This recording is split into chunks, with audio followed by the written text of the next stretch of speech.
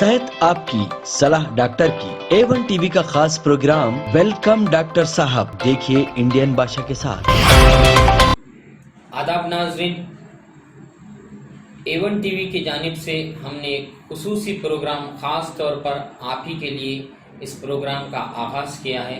और आज ये प्रोग्राम का आगाज़ मैं रायचूर के एक ऐसे माहिर डॉक्टर से इस प्रोग्राम की शुरुआत कर रहा हूँ। डॉक्टर सद्दाम हुसैन जो MD फिजिशियन है। मैं सबसे पहले तो आज का हमारा ये जो प्रोग्राम है वेलकम डॉक्टर साहब में डॉक्टर सद्दाम हुसैन साहब का वेलकम करता हूँ। थैंक यू, शुक्रिया। अस्सलाम वालेकुम। डॉक्टर साहब, सबसे पहले तो मुझे इस बात की खुशी हो रही है कि हमने एक ख़ास बात एक प्रोग्राम भी निकाला था। उसके बाद एक कई दिनों से हमारी ख्वाहिश थी कि आजकल जो ख़ास लोगों के बीमारियों को लेकर जो अवाम परेशान है, लॉकडाउन से तो और ज़्यादा भी, उस मामले को लेकर कई माहिर डॉक्टरों से हम बात करने के लिए प्रोग्राम खुसूसी करने वाले थे। आज सबसे पहले तो हम इस प्रोग्राम का आगाज़ आप ही से कर रहे हैं। डॉक्टर सद्दाम हुसैन जो MD फिजिशियन हैं, मैं सबसे पहले तो सवालात की बौछार होती है जब बीमारी का मामला आता है, तो उससे कबल मैं आपकी पर्सनल लाइफ पर रोशनी डालना चाहूँगा। सबसे पहले तो आपका पूरा नाम? मेरा पूरा नाम सद्दाम हुसैन सैयद है और मेरी पढ़ाई लिखाई पूरा शक्तिनगर में हुई। और मेरा कॉलेज SRPS PU कॉलेज जो LBD कैंपस में है, वहाँ से मेरा PUC हुआ। देन उसके बाद CET के थ्रू से मैं MBBS विम्स बल्लारी से किया। फिर उसके फ़ौरन बाद मैं MD जनरल मेडिसिन या इंटरनल मेडिसिन जिसको कहते हैं, वो मेरे को MMC मैसूर मेडिकल कॉलेज में मिला। उसके फ़ौरन बाद मैं यहाँ पे अपना प्रैक्टिस शुरू किया। अच्छा, आप प्रॉपर रायचूर के ही? जी हाँ, मैं प्रॉपर रायचूर का हूँ और मतलब मेरा वतन यरगेरा है, तो प्रैक्टिस रायचूर में और यरगेरा दोनों जगह कर रहा हूँ। आज रायचूर में मुखिम है? नहीं, मैं यरगेरा में मुखिम हूँ। अगर कोई पेशेंट ज़्यादा है वगैरह कुछ है तो यहाँ पे भी एक रूम है, तो यहाँ पे स्पेंड करता हूँ। जब कोई ICU पेशेंट एडमिशन्स है या फिर कोई सीरियस पेशेंट्स है, एडमिशन ज़्यादा है, तो उस टाइम पे मैं रायचूर में ही मुकाम करता हूँ। मतलब यरगेरा जाके आके रायचूर पे मुकाम करता हूँ। अगर समझो कुछ फुर्सत है वगैरह तो मैं अपने वतन पे रहना पसंद करता हूँ, यानी कि यरगेरा।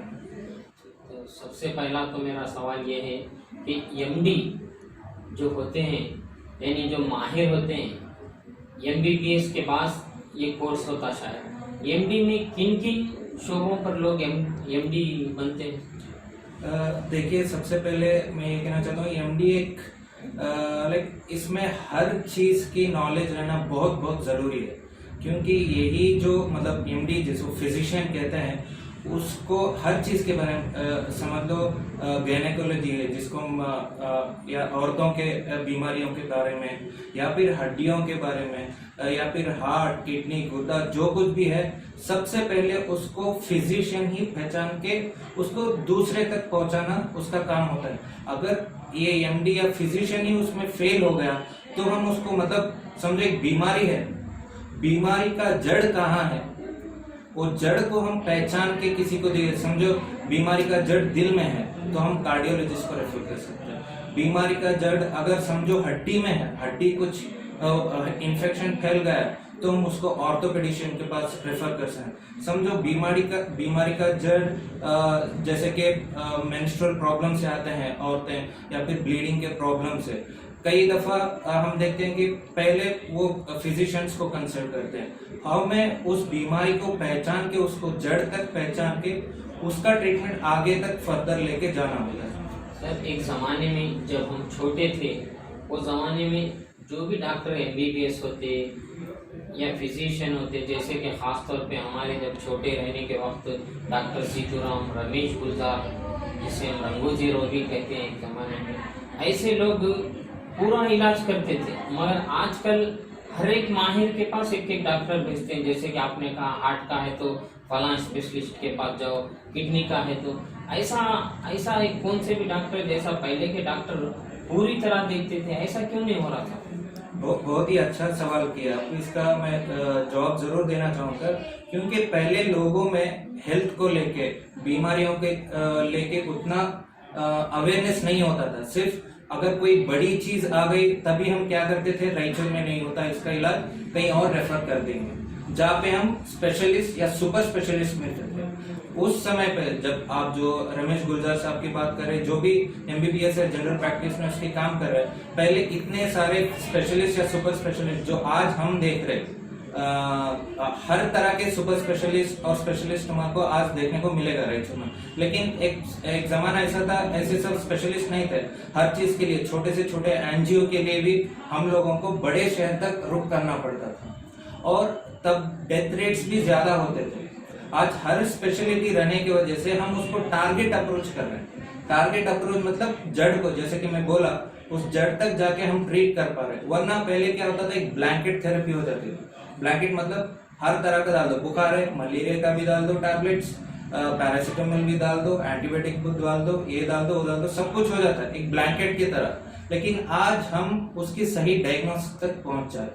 बावजूद उसके भी कई लोग डेथ हो रहे हैं। यहाँ के डॉक्टर देखते देखते हैं, उनके पास ना जाने उनकी फाइनेंशियली कंडीशन खराब होने के बावजूद भी उनको महीना 2 महीना डॉक्टर पहचान को दवा देने में कर देते, उसके बाद लिख कर दे देते हैं आप दूसरे शहर को जाओ, जैसे बेंगलोर, हैदराबाद। ये अक्सर क्यों होता सर?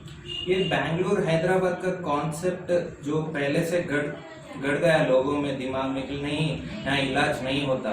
अगर कोई हम कुछ जो बेंगलोर या हैदराबाद बड़े शहर के लेवल के जो इन्वेस्टिगेशन यहाँ पे भी होते, हम उन इन्वेस्टिगेशन कराने के लिए बोलते, लेकिन अक्सर पेशेंट्स क्या हो जाते, दे स्टार्ट डाउटिंग डॉक्टर्स, मतलब डॉक्टर्स को डाउट करना शुरू कर देते, या फिर ये समझते कि नहीं ये बीमारी बहुत बड़ी है भाई, इसका यहाँ पे नहीं हो सकता इलाज।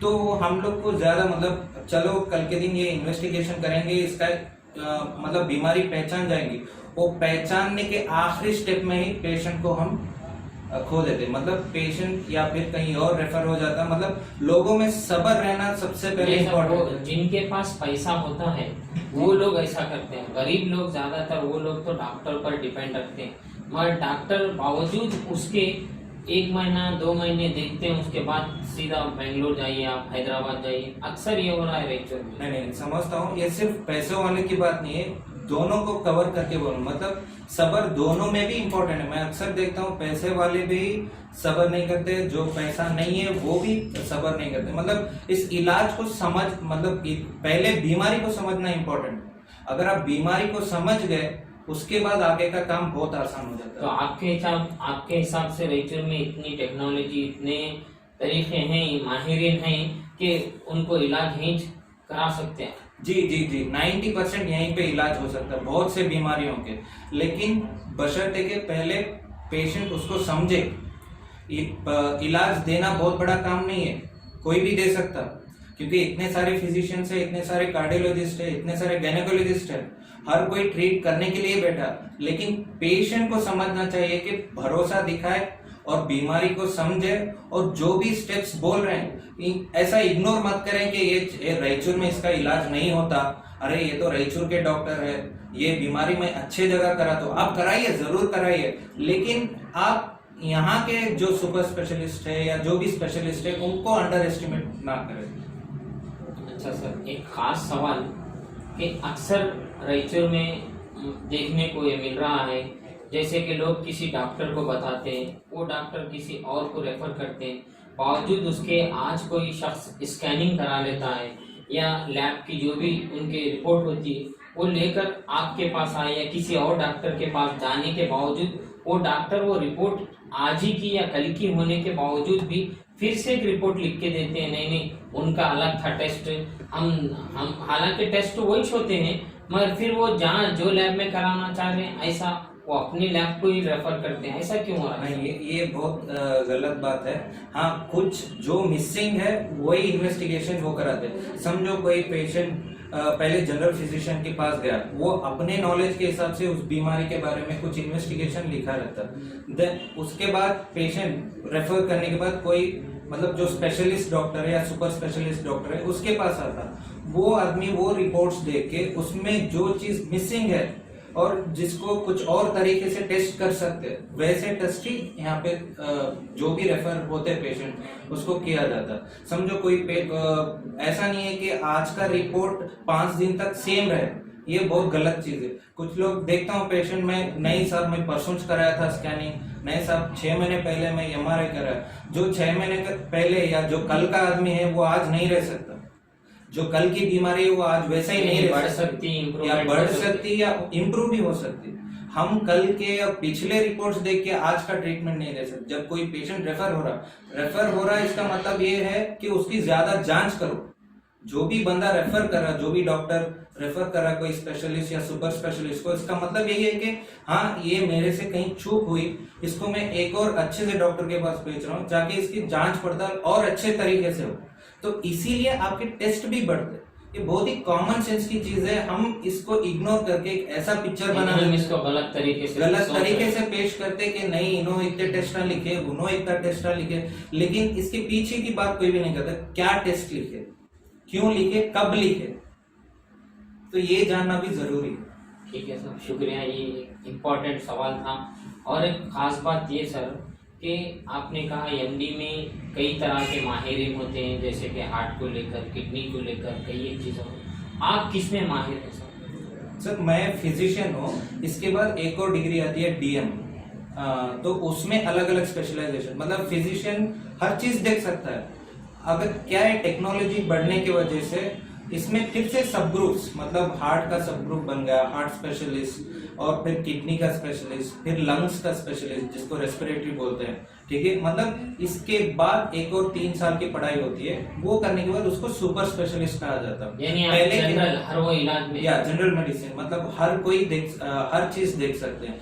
जो कुछ इंटरवेंशन होते हैं, समझो एंजियो करना है वगैरह है, तो हम उसको नेक्स्ट कार्डियोलॉजिस्ट के पास भेजते हैं। समझो डायलिसिस करना है, हम तो पहचान लिए, जड़ को पहचान लिए, अब जड़ का ट्रीटमेंट क्या है, समझो फिजिशियन से हो रहा है तो फिजिशियन कर सकता है। समझो उसको डायलिसिस करना है, तो जब हम आजकल मतलब डायलिसिस के लिए किडनी स्पेशलिस्ट है जिसको नेफ्रोलॉजिस्ट बोलते हैं, वहां पे रेफर करते हैं। समझो न्यूरोलॉजिकल प्रॉब्लम है, फिजिशियन ही देखता है। फिजिशियन पहले तो पेशेंट एक जनरल फिजिशियन या फिजिशियन का बीमारी मर्ज देखते हैं। जी, अगर उसमें कुछ बहुत ज्यादा जांच पड़ताल करनी है या फिर कुछ उसमें और ज्यादा हो सकता तो उनके स्पेशलिस्ट को रेफर करते हैं। वो मतलब ज्यादातर 80 to 90% फिजिशियन ही हैंडल कर सकता है। अगर उसमें कुछ स्पेशलिस्ट रहने की वजह से हम उसको रेफर कर रहे हैं। जब टेक्नोलॉजी है, जो स्पेशलिस्ट है, तो अच्छे से अच्छा ट्रीटमेंट देना हमारी भी ख्वाहिश रहती और पेशेंट के लिए अच्छा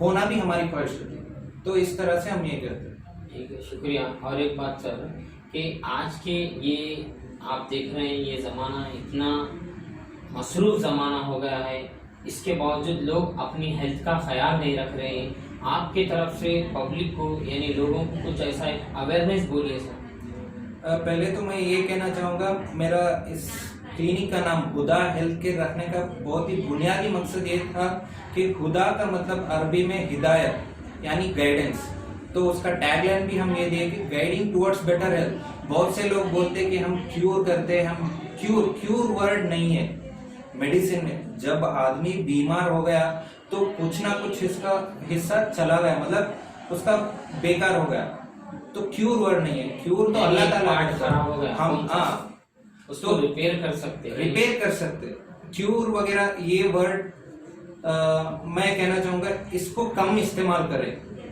तो हमारा मकसद ये है कि सही गाइडेंस दे, सही रास्ता दिखे। हाँ, आपको ये बीमारी है तो यहाँ जाओ, ये बीमारी है यहीं पे हो सकती है, अगर ये बीमारी इस तरफ, इसको अलग अलग रास्ते हैं। बहुत से देखता हूँ जो खरियों से आते हैं, क्योंकि मैं खुद एक एरगेरे का बाशिंदा होके मुझे पता है कि एरगेरे में कैसे कैसे लोग जो बहुत ही गरीब से गरीब तबके हैं, उनको पता नहीं कि शहर में ऐसे डॉक्टर्स भी हैं जो क्वैक्स जो कहते हैं हम, जो क्वैक्स प्रैक्टिस होती है, जो क्वैक्स के वजह से या फिर किसी और की वजह से सुन के जो बीमारी वहीं पे खत्म हो सकती थी उसको लंबा करके कॉम्प्लिकेट करके बाद में शहर तक ये करते हैं। मतलब चलो सिर्फ 20 किलोमीटर में आपको डॉक्टर मिल सकता, गांव से, लेकिन उसको बहुत से लोग गुमराह करके कहीं और भेज देते, नहीं यहाँ पे नहीं होता इलाज, वहाँ पे हो जाता है, यहाँ पे हो जाता है। तो मेरा मकसद ये है कि जो भी, मैं हर चीज तो कवर नहीं कर सकता, एटलीस्ट जहाँ पे मैं हूँ मेरे प्लेस में, वहाँ के लोगों को एक सही रास्ता दिखा सकूं, उस काबिल बनूं और उनके किसी ना किसी बीमारी के काम आऊं। बस यही मेरे जिंदगी का मकसद है और मेरे क्लिनिक का भी। उस वजह से आपने इसका नाम उदार रखा। नहीं सर, मैं अक्सर ये बोल रहा हूँ कि लोगों को जो आए दिन जो बीमारियों का सामना करना पड़ रहा है, वो लोग किन किन चीजों से ज्यादा परहेज करना चाहिए? सबसे पहले 3 चीजों की बहुत बहुत बहुत जरूरी है लोगों में आज। सबसे पहली चीज सब्र, दूसरी चीज सब्र, तीसरी चीज भी सब्र ही है। उसके बाद आता है आपका ट्रीटमेंट, आपका हेल्थ, आप कैसे क्या खाते हैं। पहली बात तो हर बीमारी आपके किचन रूम से शुरू होती है। अच्छा, डायबिटीज है, शुगर है, कहाँ से शुरू होती है? ये सब आपके किचन रूम से। आप जितना हेल्दी खिलाओगे, जितना हेल्दी आप खाओगे, जितना हेल्दी पकाओगे, उतना हेल्दी आप भी रहोगे, आपके घर वाले भी रहेंगे। अक्सर हम एडवाइस देते हैं कि चीनी कम करो, नमक कम करो, लेकिन उसका हम सिर्फ सुनते हैं, छोड़ देते हैं, फिर जाते हैं दावतों में खाते हैं, खूब खाते हैं। मगर हमारे लोगों का तो कहना है कि हम जमाने से हमारे बाप दादा का क्या नहीं हुआ, ये सब अब आए बीमारियां। नहीं, ये अब क्यों है? पहले भी पोल्यूशन नहीं था, अच्छे हरियाली रहती थी। आजकल बहुत जगह पोल्यूशन है, पानी से लेके हवा तक पोल्यूटेड है। तो हम सिर्फ अपने इसको मतलब डॉक्टर्स को ब्लेम करने के लिए हर चीज को आप छुपा नहीं सकते। अपने केयरलेसनेस को छिपाने के लिए दूसरों को आप ब्लेम नहीं कर सकते। आपकी सेहत आपके हाथ में है, अल्लाह ताला खुद बोलता, तो अपने जान को महफूज रखो। बड़े लोगों का कहना रहता कि रहे तक खा पी को मरेंगे, अच्छा कहेंगे। नहीं, ये भी गलत बात है कि मैं खा पी तो मैं कुछ भी होने, मेरी जान है। आपकी जान नहीं है, ये अल्लाह ताला की तरफ से आपको देन है, एक गिफ्ट है। उसको आप संभाल के रखो, उसको संभाल के लेके चलो। हर चीज, हर हिस्सा, एक बाल भी अल्लाह की तरफ से देन है और उसको आपको प्रोटेक्ट करके जाना, उसको संभाल के जाना, जब तक आपको मौत नहीं आती, क़यामत तक। ये आपकी रिस्पॉन्सिबिलिटी है। सबसे पहली रिस्पॉन्सिबिलिटी है कि अपने आप को बचाओ हर चीज से, सिर्फ गुनाहों से नहीं, हर चीज से, हर चीज जो आपके जिस्म को खराब करे, मेंटली, फिजिकली, हर चीज। तो शुक्रिया साहब, आपने बहुत कम समय में कई चीज़ों से हमें आरास्ता किया। सबसे पहले तो मैं आपका ये नया क्लिनिक खोलने पर मुबारकबाद देता हूँ और मैं एक सवाल तो ख़ास करना ही चाहूँगा। जब आप इतनी हमदर्दी रखते हैं लोगों के साथ, तो आप क्यों ना अपने हॉस्पिटल में कोई एक ऐसा लोगों के लिए काम करें, जैसा कि फ्री कैंप हो, हेल्थ कैंप हो। लोग अक्सर रखाते हैं गरीबों के लिए, या जो लोग आज के इस महंगाई के दौर में, लॉकडाउन आए जब से कई लोग परेशान हैं, आपकी तरफ से कुछ खिदमत? जी ज़रूर, हमारा प्लान तो है। मैं पहले भी बहुत फ्री कैंप कर चुका हूँ। जैसे कि मैं बताया कि मैं यरगेरे से बिलोंग करता हूँ, तो वहाँ पे भी मैंने फ्री कैंप्स किए बहुत से। एक और बात मैं कहना चाहूँगा, फ्री कैंप सिर्फ फ्री की नज़र से मत देखें। हम अपना टाइम दे रहे हैं आप लोगों के लिए। इस टाइम को समझे, बहुत कीमती टाइम होता है कि एक पढ़ा लिखा आदमी एक तबके से आ रहा है और आपके लिए टाइम दे रहा है, तो एक बहुत बड़ी चीज है। उस टाइम का इस्तेमाल करें, फ्री वर्ड देख के मत आए। हम ये इरादा किए कि हमारे खुदा हेल्थ केयर की तरफ से हर सेकेंड सैटरडे सुबह 10 बजे से दोपहर 2 बजे तक हम एक फ्री कंसल्टेशन, फ्री कैंप का मतलब फ्री कंसल्टेशन, अपनी बीमारियां लाए, अपने कंप्लेंट्स लाए और उसको हम जितना हो सके समझाने की कोशिश। बगैर फीस के आप देखेंगे? जी, बगैर फीस के, बगैर हर सैटरडे? जी, एक जैसे हर सैटरडे? जी, हर सेकेंड सैटरडे, हर सेकेंड सैटरडे। तो हर सेकेंड सैटरडे ये फ्री कैंप रहेगा, कंसल्टेशन रहेगा, बीपी, शुगर और ईसीजी अगर किसी को जरूरत पड़ी उसका भी हम फ्री इंतजाम रखे रहेंगे इस कैंप में। और इस कैंप का खास मकसद ये है कि जितना हो सके हम आपको अपने बीमारियों का और अपने हेल्थ के बारे में समझो। मगर बाज़ लोगों का कहना होता है कि जो फ्री हेल्थ कैंप होता है उसमें डॉक्टर सही नहीं देखते, गड़बड़ में कैसा हो जाए ऐसा देखते, ये क्या है? ऐसा कुछ भी नहीं, ये डिपेंड करता है कि कितना टाइम हम दे रहे। कुछ लोग हम एक हफ्ते से उसकी तैयारी करते, एक हफ्ते से उनको पम्पलेट्स भेजते और एक हफ्ते से उनको टाइम भी हम एक फिक्स कर दिए रहते। लेकिन बाज लोग ऐसा करते कि लास्ट मोमेंट पे आए, जल्दी जल्दी बताना शुरू कर दिए। ये उस गलतियों को भी आप देखना जरूरी है, ठीक है? क्योंकि हमारा तो टाइम फिक्स है, हम तो बोल के रख दिए कि 10 से 2 हम कहीं जाने वाले नहीं है, ठीक है? जो बहुत ही खास है, जो बहुत ही ज्यादा बीमार है, उनको पहले मौका दे कि सिली चीजेस है, जो मामूली चीज है जिसको आप बाद में भी बता सकते हैं, ऐसे कंप्लेंट्स लेके मत आए। जो सही हकदार है उनको पहले आगे भेजे, जैसे कि बूढ़े लोग हैं, मतलब बड़ी उम्र के तबके के लोग हैं, उनको पहले चांस दे इस फ्री कैंप। जैसे कि मैं कह रहा हूँ हर सेकेंड सैटरडे, और ये चलता रहेगा। 10 से 2 बजे तक एवरी सेकेंड सैटरडे, और यहीं पे रहेगा लोकेशन। शुक्रिया साहब। नाजरीन, ये थे डॉक्टर सद्दाम हुसैन जिन्होंने तफसीली गुफ्तगू की और हमारे इस प्रोग्राम का, जो पहले प्रोग्राम का सेहत आपकी सलाह डॉक्टरों की, उन्होंने एक बेहतरीन नसीहत, एक सलाह जिस तरीके से आप लोगों का सेहत का ख्याल रखना है, उन्होंने बेहतरीन अंदाजे से बताया कि किचन से इन बीमारियों का आगाज़ होता है।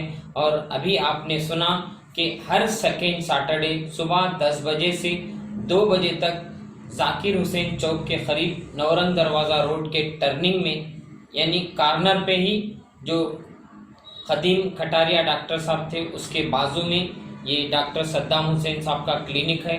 मैं आपसे भी अदबन गुजारिश करूँगा, जो हजरत वाकई में इसके मुस्तहिक हैं, जिस तरह से डॉक्टर साहब ने कहा, आप हर सेकेंड सैटरडे आकर यहाँ पर फ्री चेकअप करा सकते हैं। मैं एक शेर के साथ इस प्रोग्राम का अख्तिताम करूँगा कि हिंदू मुस्लिम सिख ईसाई नहीं करते, हिंदू मुस्लिम सिख ईसाई नहीं करते, मज़हब देखकर डॉक्टर दवाई नहीं करते। नाजरीन, मैं आपका मेज़बान एंकर ATV उर्दू में।